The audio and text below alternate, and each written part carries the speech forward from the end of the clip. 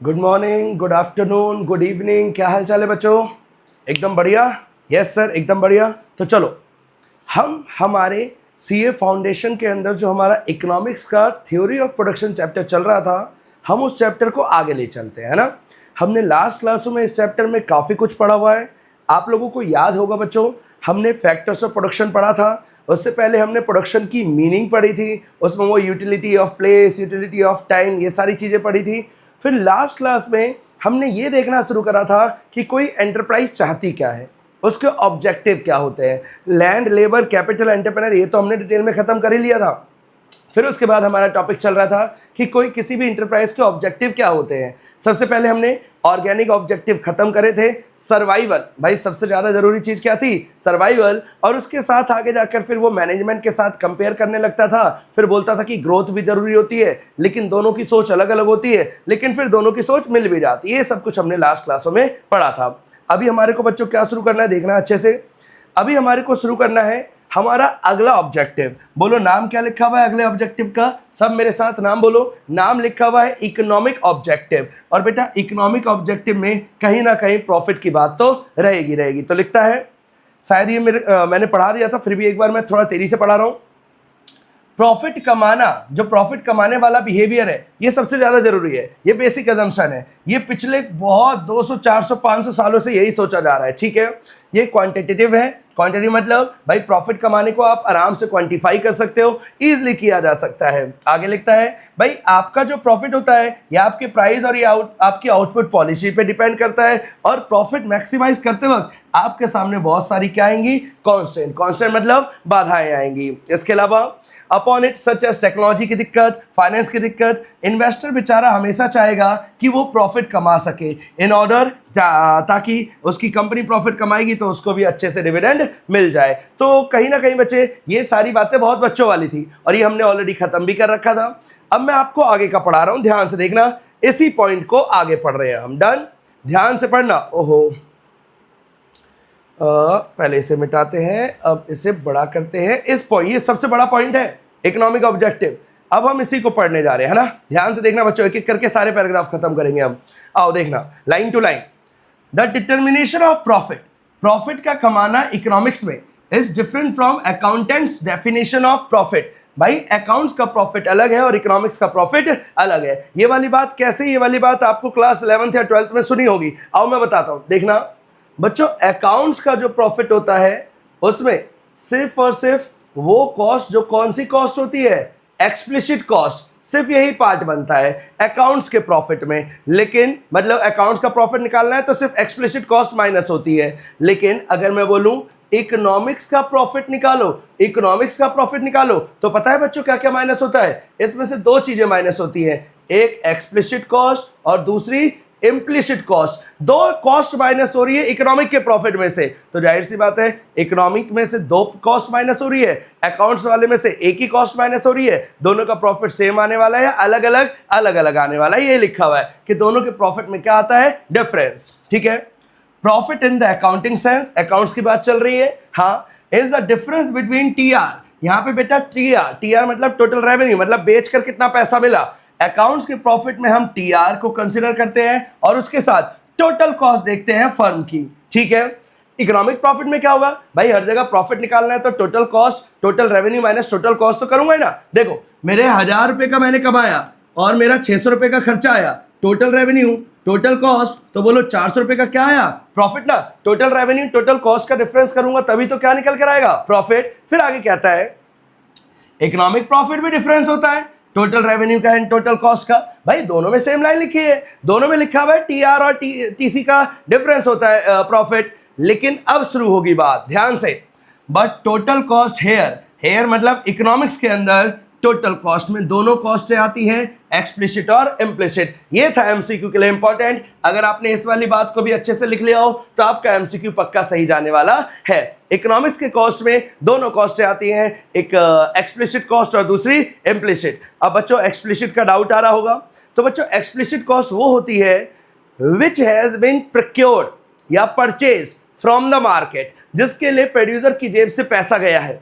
Implicit cost जो उसके self on the, जिसके लिए उसे कोई पे नहीं करना पड़ा, लेकिन फिर भी वो कॉस्ट का हिस्सा बनेगा, अपॉर्चुनिटी कॉस्ट का हिस्सा बन जाएगा, है ना। इकोनॉमिक्स में ऐसी कॉस्टों को भी हम इंक्लूड करते हैं, लेकिन अकाउंट्स में सिर्फ वही वाला जो बाहर वालों को पे करा, खुद का सेल्फ ओन कॉस्ट का कोई लेना देना नहीं होता। आओ पढ़ते हैं आगे। अकाउंटिंग प्रॉफिट कंसिडर, भाई अकाउंट्स वाले सिर्फ कौन सी कॉस्ट कवर करते हैं? एक्सप्लिसिट वाले। व्हाइल इकोनॉमिक प्रॉफिट रिफ्लेक्ट्स, लेकिन इकोनॉमिक प्रॉफिट में दोनों कॉस्ट आती है, एक्सप्लिसिट तो आती ही आती है, एक्सप्लिसिट तो दोनों में ही आती है। कौन से वाले की डिफरेंस हो रही है? इम्प्लिसिट वाले की वजह से डिफरेंस आ रहा है। आगे दैट इज, अब बता रहे मतलब the cost of self own factor. बेटा सेल्फ ओन फैक्टर मतलब ये कौन सी कॉस्ट कहना चाहता है? Implicit cost. वैसे इसे हम कॉस्टिंग चैप्टर अगली यूनिट में पढ़ेंगे अच्छे से। Use by the entrepreneur in his own business. Let's say भाई मैं अपनी जगह, खुद की जगह यूज कर रहा हूं बिजनेस करने के लिए, मेरी ही प्रॉपर्टी थी, तो उसका जो कॉस्ट होएगा, उसका जो रेंट होएगा वो भी इंक्लूड होगा। अपॉर्चुनिटी कॉस्ट, बेशक मैं खुद को कोई रेंट पे नहीं करूंगा, लेकिन फिर भी वो अपॉर्चुनिटी कॉस्ट बनकर, इम्प्लिसिट कॉस्ट बनकर मेरी कॉस्ट का पार्ट बन जाएगा, लेकिन अकाउंट्स की कॉस्ट में उसका कोई लेना और देना नहीं है। आई होप बच्चों समझ में आ रहा होगा। हाँ, एक बार इस पैराग्राफ को खत्म करते हैं। आगे लिखता है, since economic profit include these opportunity costs associated with the self owned factor, क्योंकि इकोनॉमिक्स के प्रॉफिट में ये सेल्फ ओन फैक्टर वाली अपॉर्चुनिटी कॉस्ट आती है, इसी वजह से एमसीक्यू के लिए घातक लाइन, इसी वजह से इकोनॉमिक्स का प्रॉफिट आमतौर पे अकाउंट्स के प्रॉफिट से क्या होता है? कम। जाहिर सी बात है ना, इकोनॉमिक्स में मैंने दो कॉस्ट माइनस करी और अकाउंट्स में एक ही कॉस्ट माइनस करी, तो इधर ज्यादा माइनस हो रहा है, तो इधर प्रॉफिट क्या आएगा? कम। अकाउंट्स में एक ही चीज माइनस हो रही है, तो अकाउंट्स में प्रॉफिट क्या आएगा? ज्यादा। मेरे ख्याल से बच्चों डन। आगे, when the economics speaks of profit, जब भी कोई इकोनॉमिक्स प्रॉफिट की बातें करता है, he means profit after taking into account the capital and labor provided by the owners, that is the differentiate between normal profit and supernormal profit। अब ना बच्चों एक नई बात पे पहुंच गया। आमतौर पे आपने वैसे पहले भी पढ़ा होगा, प्रॉफिट कई वैरायटी के होते हैं। अभी यहाँ पे हमने दो प्रॉफिट सुन लिए, एक नॉर्मल प्रॉफिट और एक दूसरा सुपर नॉर्मल प्रॉफिट। ये सब हम पढ़ेंगे भाई, सब कुछ मेरे ही चैप्टर में जो मैं आपको करवाने वाला हूं। आगे नॉर्मल प्रॉफिट ध्यान से पढ़ लेना बेटा। नॉर्मल प्रॉफिट तो वो जो दुनिया के सारे बंदे कमा रहे हैं। Normal profit includes normal rate of return on capital invested by the entrepreneur. जो नॉर्मल रेट ऑफ रिटर्न है वो मेरे को मिला, तो normal profit. Remuneration for the labour and the reward for risk bearing function of the entrepreneur, मतलब normal profit का example बता रहा है। जो नॉर्मल रेट ऑफ रिटर्न है वो मिल रहा है, जो रेम्यूनरेशन है, जो दिहाड़ी है मेरी, जो मेरा मेहताना है वो मेरे को मिल रहा है, और जो रिवॉर्ड जो मैंने रिस्क उठाया था उसका जो मुझे रिवॉर्ड मिल रहा है, ये सारी चीजें कौन से प्रॉफिट का पार्ट बता रहा है? नॉर्मल। डन। आप ना ऐसे ध्यान रखना, मैं आपको अभी वैसे अगले पैराग्राफ में ये वाली बात अच्छे से बता दूंगा। अगर TR is equal to TC, मैं फिर कह रहा हूं, अगर TR is equal to TC तो बेटा ये होता है नॉर्मल प्रॉफिट, ठीक है।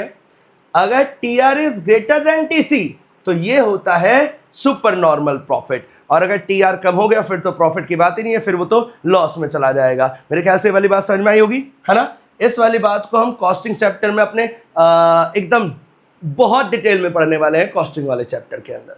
यहाँ क्या लिखा हुआ है, आओ पहले यहाँ की बातें खत्म करते हैं। अभी जैसे जैसे जो लिखा हुआ है हम उन चीजों को खत्म करते हुए चलेंगे। आओ बच्चों ध्यान से, लिखता है ध्यान से,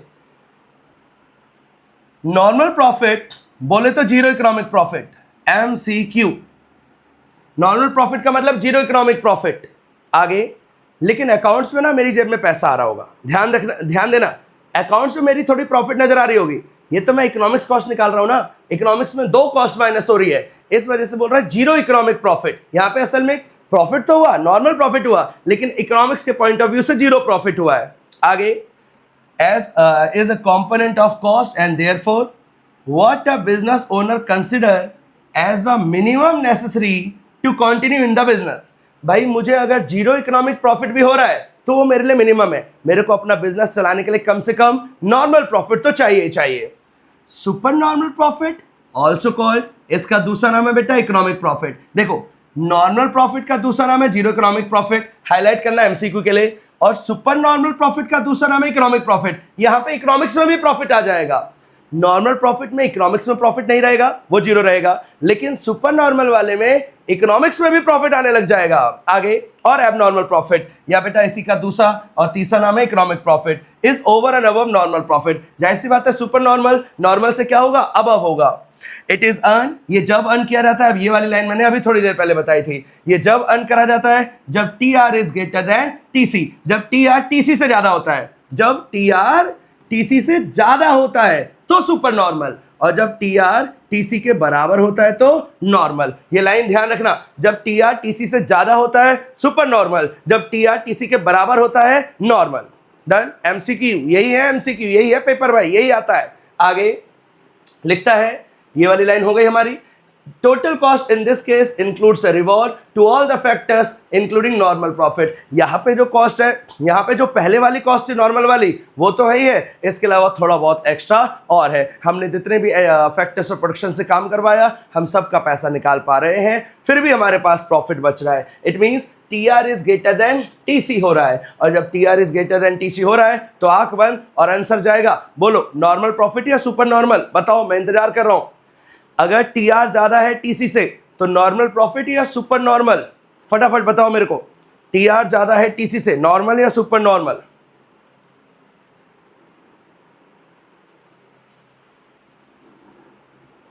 सुपर नॉर्मल, बहुत बढ़िया। और अगर टी आर टीसी के बराबर है तो नॉर्मल। अगर मैं बात करूं इकोनॉमिक्स के प्रॉफिट में तो कितनी कॉस्ट इंक्लूड होती है? दो, एक्सप्लिसिट और इम्प्लिसिट। अगर मैं आपसे पूछूं नॉर्मल प्रॉफिट में, बोले तो अकाउंट्स के प्रॉफिट में, तो वहां पे सिर्फ एक, इम्प्लिसिट या एक्सप्लिसिट? एक्सप्लिसिट। बोलो बच्चों यहां तक क्लियर है? हाँ। अभी हमारा सेकंड ऑब्जेक्टिव खत्म नहीं हुआ है, अभी उसमें और भी बहुत कुछ लिखा हुआ है। चलें शुरू करें? Yes sir. आओ देखना, मैं बीच बीच में से गायब भी हो जाऊं तो भी चलेगा, मेरे हाथ पैर और मेरे पेन देखते हुए चलना। पूछो क्यों? क्योंकि मेन कंटेंट नजर आना चाहिए, है ना, इसलिए मैं थोड़ा साइड हो जाता हूं। आओ बच्चों, the profit maximisation objective has been subject to severe criticism. भाई लोग इसकी आलोचना करते हैं। आलोचना, क्रिटिसिज्म मतलब क्या होता है? आलोचना। लोग इस सोच की आलोचना करते हैं। इन द रिसेंट ईयर बहुत सारे इकोनॉमिस्टों का कहना है, have pointed out that all the firms do not aim to maximize profit। बहुत सारे विद्वान लोग कहते हैं हर किसी का प्रॉफिट कमाने का उद्देश्य नहीं होता। Okay, some firms try to achieve security, कुछ अपने को सिक्योर करना चाहती हैं, subject to reasonable level of profit, हल्का फुल्का कमाकर अपना जीवन सिक्योर करना चाहती है कुछ कंपनियां। आगे नाम आ गए हैं, नाम आ गए हैं, नाम आ गए हैं, हाईलाइट कर लो कर लो कर लो, नाम आ गए नाम आ गए नाम आ गए एमसीक्यू के लिए। H.A. साइमन या सिमोन, जो आपको बोलना है बोलना, आर्ग्यूज दैट, उनका ये कहना था, firms have satisfying behaviour, firm का खुद को सेटिस्फाई करने का बिहेवियर होता है। आगे, एंड स्ट्राइव, और वो चाहते हैं, स्ट्राइव मतलब चाहते हैं, फॉर प्रॉफिट, ऐसे प्रॉफिट के लिए दैट आर सेटिस्फैक्ट्री, उनका कोई बहुत लंबा चौड़ा कोई मकसद नहीं होता। आमतौर पे H.A. सिमोन के हिसाब से द फर्म्स हमेशा सेटिस्फैक्ट्री प्रॉफिट कमाना चाहती हैं, बहुत ज्यादा उनकी कोई हाई फाई सोच नहीं होती। आगे अगला बंदा, भाई लिख लो, सारे ही इंपॉर्टेंट है। बेमोल, क्या नाम है? बेमोल्स। बेमोल ने बोला फर्म, प्रॉफिट गया भाड़ में, फर्म चाहती है सेल्स मैक्सिमाइजेशन करना। देखो सिमोन ने बोला सेटिस्फैक्टरी प्रॉफिट कमाना, बेमोल कह रहा है प्रॉफिट सेल्स मैक्सिमाइजेशन करना। How is that? Sales revenue maximisation rather than profit maximization is the ultimate goal of the business firm। उसका कहना था, इसका क्या नाम है इनका, बेमोल का कहना था कि भाई सेल्स मैक्सिमाइजेशन ज्यादा जरूरी है as compare to profit maximisation. आगे उनका कहना था, ही साइट्स मतलब दिए, उन्होंने कुछ एम्पेरिकल एविडेंस, कुछ ठोस सबूत दिए एक हाइपोथेसिस कहानी का कि sales rank ahead of profit, कि सेल्स हमेशा प्रॉफिट से आगे रहती है। जैसे मैं आपसे वैसे पूछता हूं, आमतौर पे हम किसी कंपनी में जाते हैं, आपके दोस्त की किसी की शॉप है, या आमतौर पे कोई भी बिजनेस है, या फिर हम कहीं बैठ के रेस्टोरेंट में खा रहे होते हैं, तो हम यही सोचते हैं कि एक दिन में कितना बेच देता होगा। हम आमतौर पे बेचने को पहले लाते हैं। जब कोई लेट्स, मैं कहता हूँ कोई पॉपकॉर्न वाला जा रहा है, रोड पे पॉपकॉर्न वाला जा रहा है, तो हम आमतौर पे सोचते हैं कि भाई वो 10-10 रुपये 20-20 रुपये करके एक दिन में कितने लोगों को कितना बेच देता होगा। आमतौर पे हमारे माइंड में फिट होता है, आमतौर पे जनरली, कि हम पहले सेल्स पूछते हैं, फिर आफ्टरवर्ड्स 2-4 सवाल करने के बाद हम बोलते हैं अच्छा इसमें तू प्रॉफिट भी कमा पा रहा है क्या। इट मींस पहले सेल्स फिर प्रॉफिट। ये बेमॉल्स की थ्योरी है और एकदम सही भी लगती है। आगे उसने इस बात को भी कहा, यही बात जो मैंने बोली है यही लिखी है। As a main objective, firm का मेन काम होता है sales as compare to profit. As a main objective of the enterprise he asserts, उनका कहना था, उनका मानना था, it is quite a common experience, ये उनका एक्सपीरियंस था, when an executive is asked, executive मतलब एम्प्लॉय, जब किसी एम्प्लॉय से पूछा गया अबाउट हिज बिजनेस, उसके बिजनेस के लिए, तो उसने ये नहीं बोला प्रॉफिट बढ़ रहा है, उसने बोला सेल्स बढ़ रही है। तो लिखा हुआ है he will answer that his sales have been increasing और डिक्रीजिंग। जब आप किसी भी बिजनेसमैन से पूछोगे तो वो ये नहीं बोलेगा प्रॉफिट बढ़ रहा है घट रहा है, वो ये बोलेगा सेल बढ़ रही है या घट रही है, और एकदम सही बोलेगा। And talks about profit only after as an afterthought, और वो प्रॉफिट की बात करेगा लेकिन बाद में करेगा। वो पहले जो अपना जवाब देगा वो ऑलवेज ज्यादातर जगह पे वो पहले सेल्स के रिस्पेक्ट में देगा। तो बेमॉल का कहना था सेल ज्यादा इंपॉर्टेंट है as compare to profit. He however points out that in their attempt to maximise sales, इसने ये भी बोला, बेमॉल ने भी बोला, जब वो सेल बढ़ाने की कोशिश करते हैं businessman do not completely ignore cost. जब वो सेल बढ़ाते तो ऐसा नहीं है कि एकदम फ्री में बांट देंगे, कॉस्ट को कंसिडर करते हैं। Income on output and profit to be made. देखो वो ये नहीं कह रहा कि प्रॉफिट को इग्नोर कर देना, वो ये कह रहा है कि सेल्स मेन है, फिर उसके बाद वो अपनी कॉस्ट भी, आप अपनी कॉस्ट भी देखो और फिर थोड़ा बहुत प्रॉफिट भी देख लो। लेकिन मेन जो पर्पस होता है, मेन जो ऑब्जेक्टिव होता है किसी भी फर्म का, बेमॉल अंकल के हिसाब से वो रहने वाला है, बताओ क्या, सेल्स या प्रॉफिट? सेल्स। जो हमारे पहले अंकल आए थे एच एस सिमोन, उनका मेन ये कहना था कि सेल्स प्रॉफिट बहुत ज्यादा नहीं, सेटिस्फैक्टरी प्रॉफिट चाहिएगा तो फर्म खुश है भाई। डन। सेकंड ऑब्जेक्टिव भी चल रहा है बच्चों, कहाँ accounts profit, economic profit, super normal profit, normal profit था, और कहाँ एकदम से कहानी बदल दी, वक्त बदल दिया और जज्बात बदल दिए। कोई बात नहीं, आगे बढ़ते हैं बच्चों। देखना ज़्यादा कुछ नहीं बचा हमारे इस वाले ऑब्जेक्टिव में, 1-2 पैराग्राफ और बचे हैं इकोनॉमिक ऑब्जेक्टिव के अंदर। आओ इनकी भी लंका लगाते हैं। लिखता है बच्चों ध्यान से, थोड़ा सा छोटा करूं, हाँ पढ़िएगा। The owners of joint stock कंपनियां, जो मालिक होते हैं कौन सी कंपनी के, जॉइंट स्टॉक। जॉइंट स्टॉक मतलब बेटा कंपनी, जो हमें नॉर्मली हम इंडिया में कंपनी बोलते हैं। जो मालिक होते हैं कंपनियों के, उन लोगों का क्या कहना है, of joint stock company prefer profit maximisation, भाई उनको प्रॉफिट चाहिए, but manager maximise their own utility, लेकिन मैनेजर को अपनी लगी पड़ी है, manager subject to minimum profit rather than maximising profit. वो अपनी यूटिलिटी को बढ़ाता है और ये सोचता है कि कम से कम इतना प्रॉफिट कमा लूं।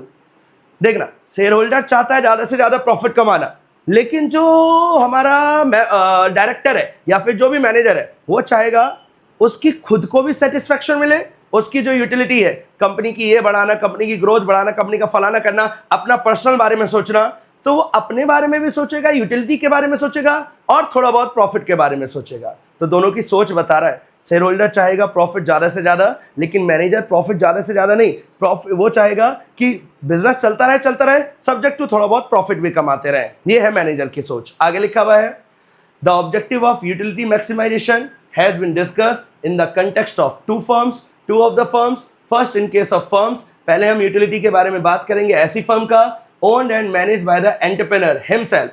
मैं देखो सोल प्रोप्राइटर, मैं खुद ही मालिक हूं और खुद ही मैनेज भी करता हूं, तो ऐसी फर्म में क्या होगा, लिखा हुआ है यूटिलिटी मैक्सिमाइजेशन इंप्लाइज दैट, तो ऐसी फर्म में यूटिलिटी का मतलब हुआ इन चूजिंग एन आउटपुट लेवल, एक ऐसा प्रोडक्शन या आउटपुट करना that the entrepreneur owner consider not only the money profit which he will make. ऐसे हालात में वो ना केवल मनी का प्रॉफिट देखेगा जो वो कमाएगा, but also the sacrifice of leisure. बेटा लेजर वर्ड का मतलब होता है आराम। मैं अपने ही बिजनेस में खुद ही अपनी ऐसी तैसी करवा रहा हूं, तो एक तो मैं देखूंगा मैं कितना कमा रहा हूं, दूसरा मैं देखूंगा मेरा कितना जो आराम था वो खराब हो रहा है, और which he would have to make in doing the necessary activity for producing that level of output. तो बेटा अगर मैं ही मैनेजर हूं, मैं ही बिजनेस का मालिक भी हूं, मैं ही दोनों हूं, तो मैं आमतौर पे ना केवल प्रॉफिट के बारे में सोचूंगा, बट ऑल्सो मैं ये भी कंसिडर करूंगा उस धंधे को करने की वजह से मैं अपने कितने आराम को सेक्रीफाइस कर रहा हूं, मैं दोनों चीजों को कंसिडर करूंगा। ये जब किसी बिजनेस में मैं ही मालिक हूं और मैं ही मैनेजर भी हूं। बताओ बच्चों, यहां तक की लाइन क्लियर है? यस सर, यहां तक की क्लियर है। एक बार पूरा पढ़ देते हैं। सेकेंड, फिर बड़ी कंपनियां आती हैं, और बच्चों जो लार्ज स्टॉक कंपनियां बोले तो कंपनियां होती है, वहां पे मैनेजमेंट अलग है और वहां पे शेयर होल्डर अलग है, मालिक अलग है और मैनेजमेंट अलग है। तो वहां क्या होगा?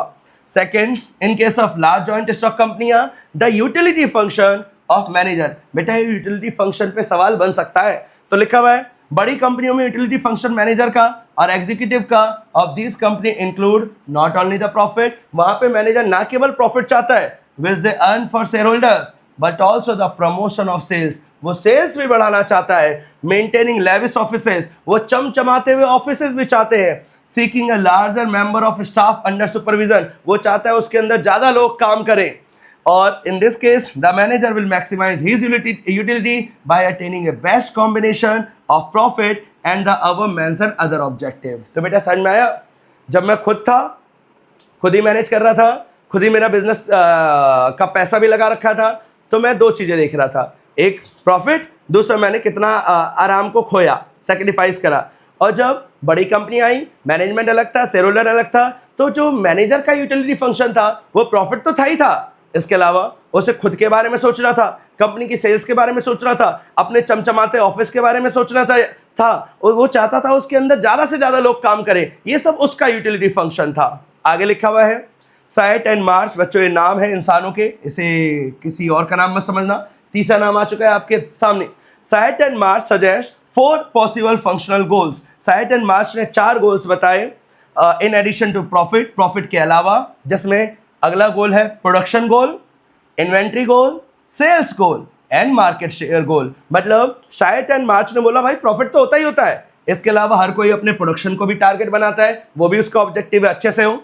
इन्वेंट्री उसके पास हमेशा पड़ी रहे, ये भी उनके उद्देश्य होते हैं। सेल्स ज़्यादा से ज़्यादा हो, ये भी गोल होते हैं। और मार्केट शेयर बढ़े, ये भी उनके उद्देश्य होते हैं। तो साइट और मार्च ने कुछ नहीं करा। मार्च बेटा महीना नहीं है, नाम है। साइट एंड मार्च ने कुछ नहीं करा। साइट एंड मार्च ने पता क्या करा? साइड में खड़ा हो गया और देख रहा है, अच्छा बेमॉल ये कह रहा है, एच ए सिमोन ये कह रहा है, फलाना ये कह रहा है, ढिमकाना ये कह रहा है। सारी बातों को ध्यान से सुना, लिखता गया और सारी बातों को जोड़ के अपना आंसर बना दिया। जैसे आप लोग पेपर में करते हो नकल मारते वक्त, 4 बच्चों की कॉपी देखी, चारों बच्चों में 4-4 लाइन देखी, 4-4 लाइन से आपका 16 लाइन का आंसर रेडी है। तो यही करा हमारे साइट और मार्च ने। बच्चों बड़ा ऑब्जेक्टिव था। इकोनॉमिक ऑब्जेक्टिव पे पेपर ना बना, क्वेश्चन ना बना तो क्या बना? क्या ही पढ़कर फायदा ये चैप्टर। हम इकोनॉमिक्स पढ़ रहे हैं और इकोनॉमिक ऑब्जेक्टिव पे क्वेश्चन नहीं बना, ऐसे कैसे हो सकता है? थोड़ा कॉमन सेंस लगा। हो सकता है क्या ऐसा? असंभव है। हर बात इंपॉर्टेंट थी, चाहे वो नाम आया हो, सुपर नॉर्मल प्रॉफिट आया हो, नॉर्मल प्रॉफिट आया हो, बेमॉल आया हो, उसकी सोच आई हो, कुछ भी आया हो, सब इंपॉर्टेंट था। हमारे 2 ऑब्जेक्टिव खत्म हो चुके हैं। एक का नाम था ऑर्गेनिक ऑब्जेक्टिव और एक का नाम बच्चों अभी हमारा खत्म हुआ economic objective. Now we are moving towards our next point, social objective. ये तो हलवा है, खा लेते हैं, आओ बेटा। सोशल मतलब सोसाइटी के प्रति ऑब्जेक्टिव। मैं दूध बेचता हूं, पानी मिलाकर बेचूं? नहीं। मैं आमतौर पे सोसाइटी के प्रति, सोसाइटी के साथ बुरा ना करूं, क्योंकि सोसाइटी में ही रह रहा हूं। मुझे सोसाइटी के साथ अगर मैंने बुरा करा तो सोसाइटी मेरे साथ बुरा करेगी, और जब सोसाइटी मेरे साथ बुरा करेगी तो मेरा बाहर जाना तय है। आओ पढ़ रहे हैं बालक, देखना। Social objective, since an enterprise lives in a society. कोई भी बिजनेस सोसाइटी, भाई कोई बिजनेस देखा आपने जंगल में चल रहा है, जानवर खरीदने आ रहे हैं ना, भाई सोसाइटी में काम चलता है। इट कैन नॉट ग्रो, तो वो बिजनेस जब तक ग्रो नहीं हो सकता unless it meets the need of the society, जब तक वो सोसाइटी की जरूरतों को पूरा ना कर जाए। Some of the important social objective. अब सोशल ऑब्जेक्टिव के कुछ उदाहरण दे रखे हैं, तो बेटा पेपर में क्वेश्चन आएगा, ये लाइन लिखी आएगी और बोलेगा बताओ ये कौन सा ऑब्जेक्टिव होता है, बताओ कौन सा होता है। तो ये वाला नाम ध्यान रखना पड़ेगा, social objective. First, to maintain a continuous and sufficient supply of unadulterated goods. भाई दुकान वाले की ये नैतिक जिम्मेदारी है कि लगातार सामान देता रहे बिना मिलावट वाला, and articles of standard quality, अच्छी क्वालिटी का सामान दे। डन, ये दुकान वाले से हम चाहते हैं। दूसरा, to avoid profiting and antisocial practices. भाई देखो, जानबूझकर अपने पास जमाखोरी कर लेना, सारा प्याज मार्केट से अपने घर पे जमा करके रख लेना, ताकि मार्केट में शॉर्टेज हो जाए, डिमांड बढ़े, सप्लाई कम हो जाए, प्राइस बढ़ जाए, फिर ले जाकर बेचूंगा ताकि प्रॉफिट कमाऊं। ऐसी उल्टे पटांग हरकतें मत करना। इसके अलावा to create opportunity for gainful employment for the people in the society, लोगों को रोजगार के अवसर देना। To ensure that enterprise output does not cause any type of pollution, हम किसी टाइप का पॉल्यूशन ना करें, एयर, वाटर, नॉइज, इन तरीके के पॉल्यूशन को ना करें या कम से कम करें। ये सारे ऑब्जेक्टिव होते हैं किसी भी बिजनेस के, सोसाइटी के प्रति। An enterprise should consistently Endeavour मतलब उन्हें लगातार इस काम के पीछे वर्क करते रहना चाहिए। To contribute to the quality of life, लोगों की क्वालिटी ऑफ लाइफ अच्छी हो उस कम्युनिटी में जहां वो काम करते हैं। एंड सोसाइटी इन जनरल मतलब आसपास के लोग और पूरी सोसाइटी अच्छी नजर आए, ये उनकी ड्यूटी है। If it fails to do so, अगर कंपनियां ये काम नहीं कर पाई, it may not survive for long, तो हो सकता है आप शॉर्ट टर्म में तो सर्वाइव कर जाओ लेकिन लॉन्ग टर्म में आपका बिजनेस चल ना पाए। मेरे ख्याल से बच्चों ये सोशल ऑब्जेक्टिव तो शुरू होते ही खत्म हो गया, आपको भी बहुत इजी लगा होगा। एक बार फटाफट रिवाइज कर लो सोशल ऑब्जेक्टिव और आपके इकोनॉमिक ऑब्जेक्टिव, फिर हम हमारे नए ऑब्जेक्टिव पे मूव ऑन करेंगे। देखो आपको नजर आ रहा होगा अगले ऑब्जेक्टिव का नाम है हमारा ह्यूमन ऑब्जेक्टिव, इंसान के बारे में सोचेंगे, प्रॉपर सैलरी मिले उसे, अच्छा वर्क एनवायरनमेंट मिले, कोई उसके साथ हैरेसमेंट ना हो, ये सारी चीज़ों के बारे में अभी बात करेंगे। पहले आप इन्हें दो ऑब्जेक्टिव जो आपने पढ़े उसे खत्म करें जल्दी।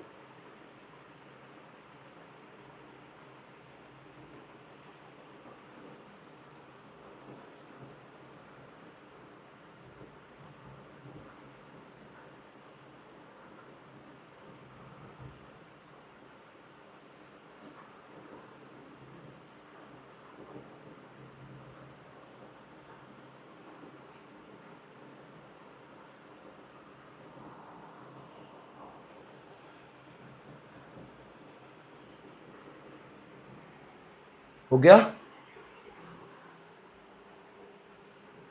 नहीं हुआ तो दोबारा क्लास वापस बैक करके दोबारा पढ़ लेना और क्लास ओवर करने के बाद भी आप इसे ख़त्म कर सकते हो। आओ बच्चों हम अगले पॉइंट पे मूव करते हैं। देखो क्या लिखा हुआ है, बताओ क्या नाम लिखा हुआ है? ह्यूमन ऑब्जेक्टिव, इंसान के प्रति objective. Human beings are the most precious resources. क्या बात बोलिए, यहाँ लगी ये बात।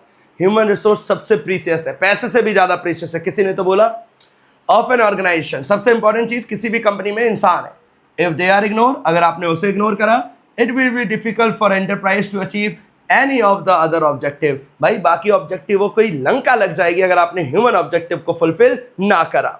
आगे therefore the comprehensive development of its human resource, इसलिए ह्यूमन रिसोर्स का विकास करना भी जरूरी है। और employees should be one of the major objective of an organization. Organization में सबसे बड़ा उद्देश्य एम्प्लॉयज का होना चाहिए, उनके बारे में होना चाहिए। Some of the important human objectives, कुछ एग्जांपल बता रखे हैं। To provide fair deal to the employees at different level, भाई जो अलग अलग लेवल पे काम कर रहे हैं उनको फेयर डील मिलनी चाहिए। फेयर डील का मतलब एक के साथ एक फ्री नहीं, ये वाली डील नहीं बेटा। डील का मतलब वो ठीक ठाक सैलरी मिलनी चाहिए अकॉर्डिंग टू देयर जो भी जिस लेवल पे भी वो काम करते हैं। इसके अलावा टू डेवलप न्यू स्किल्स, लगातार एम्प्लॉयज में नए नए स्किल्स को डेवलप करना ये कंपनी की जिम्मेदारी है। बेटा स्टाफिंग चैप्टर चल रहा है, स्टाफिंग ये ट्रेनिंग डेवलपमेंट की बात है। And ability is to provide a work climate in which they will grow as mature and productive individuals. उन्हें ऐसा वर्क एनवायरनमेंट दो जिसमें वो ग्रो कर सके, अपने स्किल्स को निखार सके। ओके अगला, to provide the employees an opportunity to participate in the decision making. भाई कुछ भी काम करो तो उनसे पूछ कर करो, डिसीजन मेकिंग में इन्वॉल्व करो, उन्हें अपनापन फील हो जाएगा। इन मैटर्स अफेक्टिंग देम, जिनसे उनका लेना देना है उन मैटर्स में उनसे भी पूछ लो एक बार। To make the job content interesting and challenging, भाई चैलेंजिंग तो ना बनाओ, छोड़ के चला जाएगा। लोग लिख देते हैं कि मुझे चैलेंज एक्सेप्ट करना मजा आता है, लेकिन जब चैलेंज आ जाता है तो भाग जाते हैं वहां से। तो कोई बात नहीं, जो बुक में लिखा हुआ है हम वही पढ़ेंगे। हमारे को कोशिश करनी है, कंपनी को कोशिश करनी है कि एम्प्लॉयज के काम को इंटरेस्टिंग, भाई इंटरेस्टिंग तो बना देंगे ठीक है, लेकिन चैलेंजिंग बनाएंगे ना तो दिक्कत होने वाली है। लेकिन कोई बात नहीं, जो लिखा हुआ है सो लिखा हुआ है। आगे खत्म हो गए, बच्चों वाले थे। If the enterprise is conscious, conscious मतलब जागरूक है, of its duty towards it's employees, अगर कोई भी कंपनी अपने एम्प्लॉयज की प्रति जागरूक है, हमारी क्या ड्यूटी है उसके प्रति जागरूक है, then it will be able to secure their loyalty, तो मुझे एम्प्लॉयज की लॉयल्टी भी मिलेगी और उनका सपोर्ट भी मिलेगा। जाहिर सी बात है मेरे को कोई फिर हरा सकता नहीं है। बेटा ह्यूमन ऑब्जेक्टिव भी बच्चों वाले थे, आपको फेयर डील देनी है, आपको जॉब सिक्योरिटी देनी है, आपको ट्रेनिंग देनी है, डेवलपमेंट करवाना है, आपको वर्क एनवायरनमेंट अच्छा देना है, बस ये सारी चीज़ें, ये सारे सोशल ऑब्जेक्ट ह्यूमन ऑब्जेक्टिव थे। अब अगला भी बच्चों बहुत ईजी है। नेशनल ऑब्जेक्टिव, देश के प्रति क्या उद्देश्य है? देश की अखंडता संप्रभुता के साथ कोई खिलवाड़ नहीं होना चाहिए, देश के साथ कुछ भी बुरा व्यवहार नहीं होना चाहिए। पढ़ रहे हैं national objective, an enterprise should Endeavour for fulfilment, her enterprise को इस चीज के प्रति जागरूक रहना चाहिए या फिर एंडेवर दिखाना चाहिए, लगातार कोशिश करती रहनी चाहिए of national needs and aspiration, देश में किस चीज की जरूरत है, and work towards implementation of national plan, जो देश के प्लान है, जो देश के उद्देश्य है, उस हिसाब से काम करना चाहिए। And policies, some of the national objective, कुछ नेशनल ऑब्जेक्टिव बता रखे हैं। To remove inequality of opportunities, जो अपॉर्चुनिटीज की इनइक्वालिटी है उसे खत्म कर देना, मतलब इक्वालिटी लेकर आना। And provide fair opportunity to all to work and to progress, हर किसी को काम करने का अवसर मिले और आगे बढ़ने का अवसर मिले। ये पता है क्या कहना चाहता है? रिजर्वेशन खत्म कर दो, ये कहना चाहता है। दूसरा, to provide according to national, to produce according to national priorities, जो देश में अभी जरूरी है। लेट्स से मैं कहता हूं देश में गेहूं खत्म हो रहा है, तो भाई पहले गेहूं बना लो, तो नेशनल प्रायोरिटीज के हिसाब से काम करें, ये फर्म्स की जिम्मेदारियां हैं। अगला, to help the country become self reliant, अपने देश को आत्मनिर्भर बनाने में हेल्प करवाएं। And avoid dependence on other nation, दूसरे देशों पे डिपेंडेंस कम करवाएं, निर्भरता कम कराएं। टू ट्रेन यंग मैन, सिर्फ यंग मैन क्यों भाई, वुमेन क्यों नहीं, दोनों को ट्रेन करना चाहिए। एज अप्रेंटाइज, अप्रेंटाइज का मतलब होता है बेटा ट्रेनी, ट्रेनीज को काम सिखाया जाए। And thus contribute in skill formation for economic growth and development, जिससे आपका इकोनॉमिक ग्रोथ हो और लगातार देश में विकास और विकास होता चले। तो ये सब किसी कंपनी की देश के प्रति जिम्मेदारियां हैं। आगे क्या लिखता है? लिखता है since all the enterprises have multiple goals, हर किसी के अपने मल्टीपल गोल्स होते हैं। They need to set priorities, तो उन्हें क्या सेट करनी पड़ती है? प्रायोरिटीज। ऐसे समझो मेरे 5 काम है, कितने काम है? 5। अब मैं पहले कौन सा वाला करूं? ये वाला, ये वाला, ये वाला, ये करूंगा तो यहां दिक्कत, ये करूंगा तो यहां दिक्कत, ये करूंगा तो यहां दिक्कत, यही चलेगा अब, है ना। आगे, दिस रिक्वायर्स एप्रोप्रिएट बैलेंसिंग, हमारे को सारे ऑब्जेक्टिव्स में क्या मेंटेन करवाना है? Balance, in order to determine the relative importance of each, जिसकी जितनी इंपॉर्टेंस उस हिसाब से हमारे को उसकी प्रायोरिटी सेट करनी है। आगे, various objectives of an enterprise में कॉन्फ्लिक्ट विद अदर, हो सकता है एक कॉन्फ्लिक्ट दूसरे कॉन्फ्लिक्ट के एक ऑब्जेक्टिव दूसरे ऑब्जेक्टिव के साथ कॉन्फ्लिक्ट कर जाए। For example, profit maximisation objective may not be wholly consistent with the marketing objective of increasing its market share। देखो, मैं प्रॉफिट भी कमाना चाहता हूं, मार्केट शेयर भी बढ़ाना चाहता हूं। भाई प्रॉफिट कमाना चाहता हूं तो प्राइस ज्यादा रखो, मार्केट में शेयर बढ़ाना चाहता हूं तो प्राइस कम रखो। बोलो, दोनों बातें अपोजिट नहीं हो गई? यही लिखा हुआ है, कॉन्ट्रडिक्टरी हो गई। तो ऐसी दिक्कतें भी आ सकती हैं। विच में involve improvement in quality, slashing down of product prices. देखो, अगर आपको मार्केट शेयर बढ़ाना है तो आपको क्वालिटी बढ़ानी पड़ेगी, या प्राइस घटाना पड़ेगा, या कस्टमर सर्विस बढ़ानी पड़ेगी, लेकिन इन सब में तो खर्चा आएगा। लेकिन आप प्रॉफिट बढ़ाना चाहते हो, प्रॉफिट बढ़ाना चाहते हो मतलब खर्चे कम करो, और मार्केटिंग ऑब्जेक्टिव में आप शेयर बढ़ाना चाहते हो तो खर्चे ज्यादा करो। तो दोनों में कॉन्ट्रडिक्शन आ सकती है। आगे लिखा हुआ है, सिमिलरली जो सोशल रिस्पॉन्सिबिलिटी ऑब्जेक्टिव है में रन इनटू कॉन्फ्लिक्ट विद, उसका कॉन्फ्लिक्ट हो जाएगा with the introduction of technological changes which में कॉज अनएम्प्लॉयमेंट। भाई मेरा सोशल ऑब्जेक्टिव था लोगों को रोजगार देना देश में, लेकिन जैसे ही मेरा वो हो गया, टेक्नोलॉजी बढ़ गई, नई टेक्नोलॉजी आ गई, हो सकता है मुझे उन लोगों को निकालना पड़ जाए। और environmental pollution, in such situation the manager has to strike. तो कुल मिलाकर बेटा ये इतनी बात इसलिए कह रहा था ताकि अगर कॉन्ट्रडिक्शन आए, अगर दो ऑब्जेक्टिव के बीच में लड़ाइयाँ चले तो दोनों को और लड़ाइयाँ करवा देना। 2 लोग लड़ रहे हैं तो उसमें और पेट्रोल डाल कर आ जाना कि और लड़े, मार ही डालें एक दूसरे को, नहीं। हम कोशिश करेंगे दोनों में क्या हो जाए, दोस्ती हो जाए, बैलेंस मेंटेन करवाने की कोशिश करेंगे इफ बाय चांस अगर कोई कॉन्ट्रडिक्शन आ रहा है तो। आगे लिखता है, in the above paragraphs we have discussed the different objective. हमने बिजनेस के अलग अलग ऑब्जेक्टिव, टोटल 5 ऑब्जेक्टिव को पढ़ा of enterprise. However no comprehensive economic theory explaining the multitudes of behaviour of firms under various market condition. बेटा market आपने पढ़े ना, forms of market, perfect competition, monopoly, monopolistic, oligopoly, duopoly, monopsony, ये जो मैंने अभी वर्ड बोले ये सब आप पढ़ोगे, आपके सिलेबस में लिखा हुआ है। आगे, अलग अलग मार्केट कंडीशन में कौन सी क्या क्या करूं, क्या ऐसा कोई परफेक्ट किसी ने कुछ आज तक बोला नहीं है। हैज़ बिन डेवलप सो फार, आज तक ऐसा कुछ विकास नहीं हो पाया कि कौन से मार्केट में क्या होना चाहिए। Therefore, in the rest of this book, अब आगे आने वाले इस पूरी बुक के अंदर we shall continue to assume that firms aim to maximize profit। देखो उद्देश्य तो बहुत सारे थे, लेकिन कौन सा उद्देश्य कौन से मार्केट में एकदम बढ़िया है ऐसा कुछ बताया नहीं गया है। इसलिए हम आगे से हर चैप्टर में अज्यूम करेंगे कि हर बिजनेस का उद्देश्य क्या होता है। National objective, social objective, human resource objective, survival, सब गया बेकार। सबसे बड़ा उद्देश्य इकोनॉमिक ऑब्जेक्टिव, और इकोनॉमिक ऑब्जेक्टिव में भी प्रॉफिट मैक्सिमाइजेशन। अगर कहीं कुछ और लिखा है तो वो, वरना अगर कुछ नहीं लिखा तो वी शैल ऑलवेज अज्यूम कि फर्म का सबसे बड़ा उद्देश्य क्या रहने वाला है, प्रॉफिट मैक्सिमाइजेशन। खत्म हो गए भाई। आओ देखो इसके बाद क्या है। इसके बाद अब कांस्टेंट्स की बातें याद है बच्चों आपको? कांस्टेंट आ रहा था, कांस्टेंट का मतलब होता है रुकावटें। रुकावटें का मतलब हुआ कि जब मेरे लेट्स से मेरे 5 ऑब्जेक्टिव थे, अब इन 5 ऑब्जेक्टिव को अचीव करने में मेरे सामने दुनिया भर के झंझट आएंगे, तो उन झंझट को हम कांस्टेंट के नाम से पुकारेंगे। तो ये वो कांस्टेंट लिखे हुए हैं। डन। इसे हम करेंगे एक सेपरेट सेक्शन के अंदर, एक अगले वीडियो लेक्चर के अंदर। तो जब तक आई होप बच्चों यहाँ तक का तो सब कुछ क्लियर होगा। मैं गारंटी कह रहा हूँ 2, 3, 4 नंबर तक का तो पेपर इसमें से पक्का बनेगा। अच्छे से रिवाइज करो, लोगों के नाम याद रखो, और बस पढ़ते हुए चलो। बहुत जल्दी हम इसके अगले पॉइंट के साथ, इस वाले टॉपिक के साथ भी आपके सामने आएंगे। जब तक प्लीज़ लाइक नहीं करा तो लाइक कर देना, और सब्सक्राइब नहीं करा तो फिर तो क्या ही बोलूँ, कर दो भाई, अभी तक कर देना चाहिए था। और बस खत्म। मिलेंगे हमारे नेक्स्ट सेक्शन में नेक्स्ट टॉपिक के साथ। टाटा और बाय बाय।